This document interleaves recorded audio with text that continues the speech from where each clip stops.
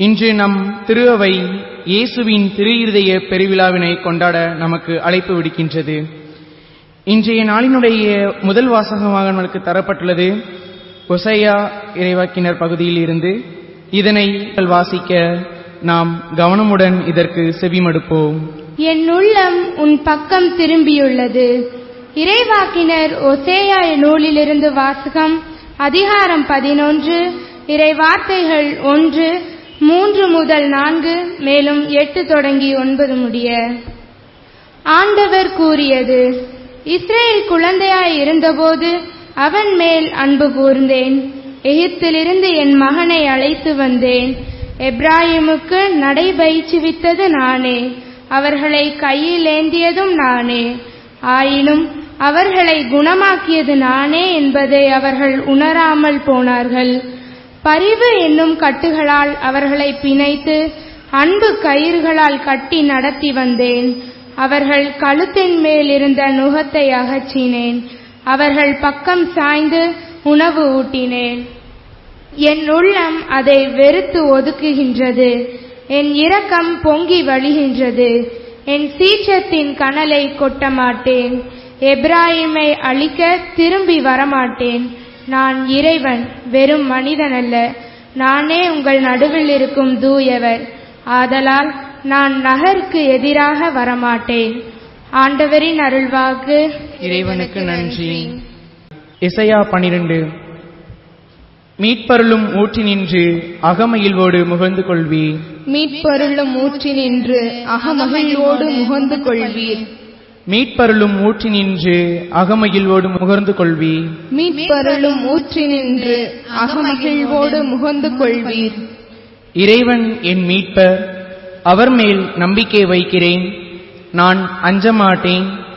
ஆண்டவரே என் ஆற்றல், அவரையே பாடுவேன். என் மீட்பும் அவரே.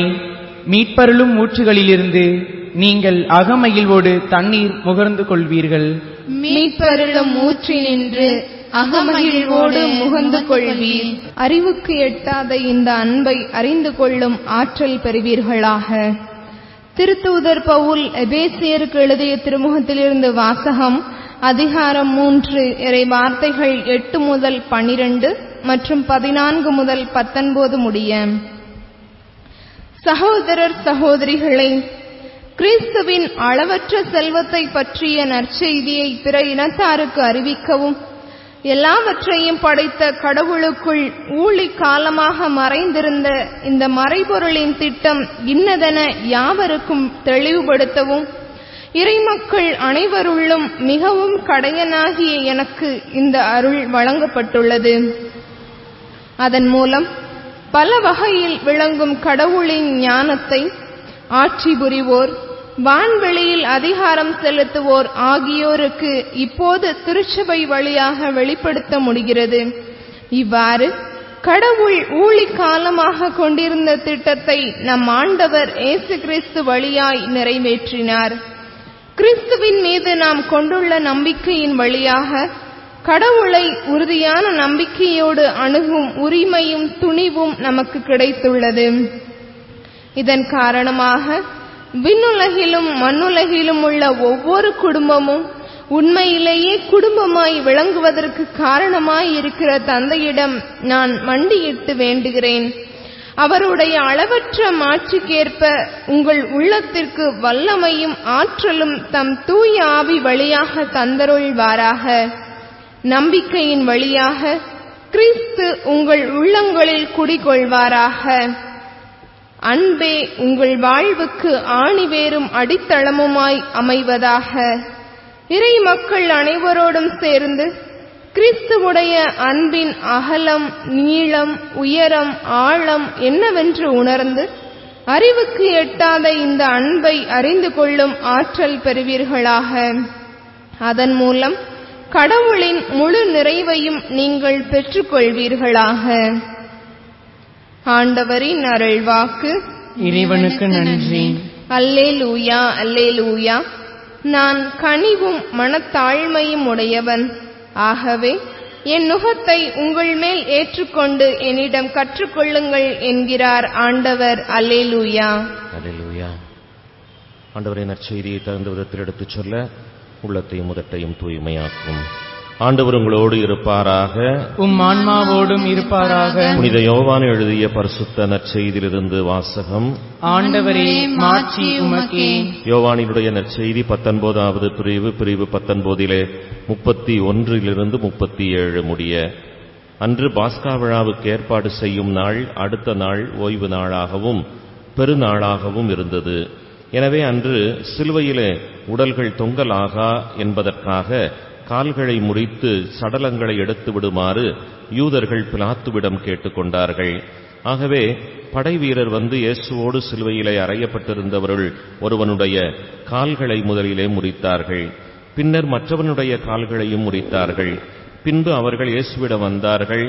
அவர் ஏற்கனவே இறந்து போயிருந்ததைக் கண்டு அவருடைய கால்களை முறிக்கவில்லை. ஆனால் படைவீரருள் ஒருவர் இயேசுவின் விலாவை ஈட்டியால் குத்தினார். உடனே இரத்தமும் தண்ணீரும் வடிந்தன. இதை நேரில் கண்டவரே இதற்கு சாட்சி. அவரது சான்று உண்மையானதே.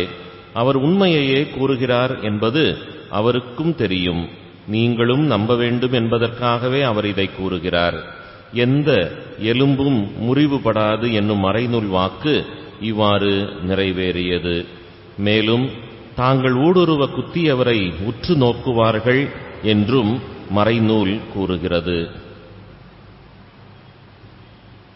கிறிஸ்துவின் நற்செய்தி. கிறிஸ்துவே, உமக்கு புகழ். இரக்கமுடையோர் பேறு பெற்றோர், ஏனெனில் அவர்கள் இரக்கத்தை பெற்றுக்கொள்வார்கள். இரக்கம், பரிவு நிறைந்தவர் நம் ஆண்டவராகிய இயேசு கிறிஸ்து. அவருடைய இரக்கச் செயல்களுக்கு அளவே இல்லை. பார்க்கின்ற இடங்களிலெல்லாம், பயணிக்கின்ற இடங்களிலெல்லாம் அவரை தொட வேண்டும் என்று விரும்பியவர்களுக்கு அனுமதி கொடுத்தார். அவரை நோக்கி கூப்பிட்டவர்களுக்கு, அபய குரல் எழுப்பியவர்களுக்கு அவர் நின்று நிதானமாக பதிலளித்தார். அழுது புலம்பியவர்களுக்கு ஆற்றுப்படுத்தினார். பசியோடு இருந்தவர்களை பார்த்து பரிவு கொண்டு அவர்களுக்கு உணவு கொடுத்தார். பேதுருவை கண்டு அன்பு ஒழுக அவரை மன்னித்தார். இவ்வாறு பல விதங்களிலே அவருடைய இரக்கச் செயல்கள் மிக அற்புதமாக அவருடைய ஆன்மீக பயணத்தினுடைய வாழ்விலே மிகுந்திருந்தது என்பதுதான் உண்மையும் கூட. பயணிக்கின்ற மனிதர்களாகிய நாம் பயணம் செய்யும் திரு அவையின் அங்கங்களாய் இருக்கின்றோம். நம்முடைய வாழ்விலே மிகுந்திருக்க வேண்டியது இந்த இரக்க குணமே. இந்த இரக்கத்தை நாம் நம்முடைய வாழ்விலே மிகுந்து கொண்டிருந்தோம் என்று சொன்னால் உண்மையிலேயே நாமும் சாட்சிகளாய் இருக்க முடியும். இந்த உலகம் இன்றைக்கு பிற மனிதனிடம் எதிர்பார்ப்பது எல்லாம் காசு பணம் அல்ல, இரக்கத்தோடு கூடிய அன்பு செயல்களையே. எனவேதான் அன்னை தெரசா, மதர் தெரசா என்று சொல்லி ஒரு பெண்மணிக்கு குழந்தை பெற்றுக்கொள்ளாத நிலையிலும் கூட தாய் என்கின்ற அந்த நல்ல அற்புதமான பட்டத்தை இந்த பாரதம் கொடுத்தது என்பதை நாம் எல்லாருமே அறிந்திருக்கின்றோம். இரக்கம் எங்கு நிறைந்திருக்கின்றதோ அங்கு உண்மையிலேயே அன்பு மிகுந்திருக்கும் என்பதுதான் உண்மை. இரக்கச் செயல்கள் செய்கின்ற எந்த மனிதனையும் இந்த சமுதாயம் உண்மையிலேயே மிகுந்த மதிப்போடு பார்க்கின்றது என்பதுதான் உண்மையும் கூட.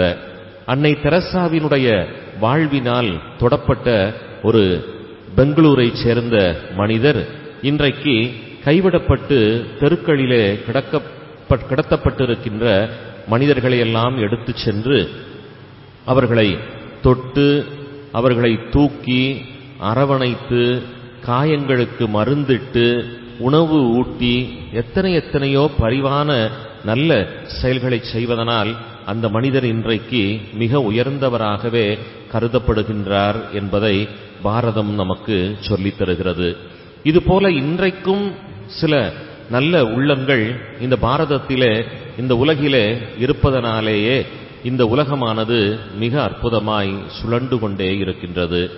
இந்த இரக்கம் இன்றைக்கு நம்முடைய இதயங்களிலும் நிறைந்திருக்க வேண்டும் என்பதுதான் இறைவனது மேலான விருப்பமாக அமைந்திருக்கின்றது. அந்த இரக்கத்தை நம்முடைய வாழ்விலே நாம் கைக்கண்டு ஒழுக முற்படுவோமேயானால் அந்த இரக்கத்தை மீண்டுமாய் நாம் பெற்றுக்கொள்வோம் என்பதுதான் நமக்கு உணர்த்தி இருக்கின்ற மிக அற்புதமான சிந்தனையாக அமைந்திருக்கிறது. இரக்கம் கொண்டு செயல்பட்ட இயேசு கிறிஸ்துவை இறப்பின் பின்னாலும் தந்தையாம் கடவுள் கைவிட்டு விடாமல் அந்த இரக்கத்தை பொழிந்து அவரை இறந்த நிலையிலிருந்து உயிர்ப்பிக்கச் செய்து விண்ணகத்திலே தன்னுடைய வலது பக்கம் அமருகின்ற பாக்கியத்தை அவருக்கு கொடுத்தார் என்பதை நாம் அத்தனை பேருமே விசுவசிக்கின்றோம். எனவே வாக்கு மாறாத கடவுள் நாம் இரக்கத்தோடு செயல்படுகின்ற பொழுது அந்த இரக்கத்தை நமக்கும் அவர் பக்கமாய் தந்து நம்முடைய வாழ்வையும் சிறப்பு பெறச் செய்வார் என்பதுதான் இயேசுவினுடைய திரு இருதய பெருவிழா நமக்கு உணர்த்தி தருகின்றது. எனவே இந்த நல்ல நாளிலே நாம் இந்த மனவலி ஜெபத்தை சொல்லி, உமது இதயத்தைப் போல இயேசுவே எனது இதயத்தை மாற்றும் என்று அவரை நோக்கி நாமும் நம்பிக்கையோடு கேட்போம். புதிய இதயம் பெற்றவர்களாக, அந்த புதிய இதயத்திலே இரக்கத்தை மிகுந்து பெற்றவர்களாக, அன்பிலே நாம் ஒவ்வொருவருமே நடைபோட வரம் கேட்டு ஒப்புக் கொடுத்து இந்த நாளை ஜெபிப்போம். இந்த நல்ல நாளிலே இயேசுவினுடைய திரு இருதய நாமத்திலே செயல்பட்டு கொண்டிருக்கின்ற இருபால் துறவிகளுக்கும் இயேசுவினுடைய திரு இருதய நாமம் தாங்கிய நல்ல உள்ளங்களுக்கும் மனமாற நாம விழா நல்வாழ்த்துக்களை சொல்லி மகிழ்வு காண்கின்றது. இணைந்திருங்கள், கேட்டு மகிழ்ந்து இறைவனை துதியுங்கள். ஆமென்.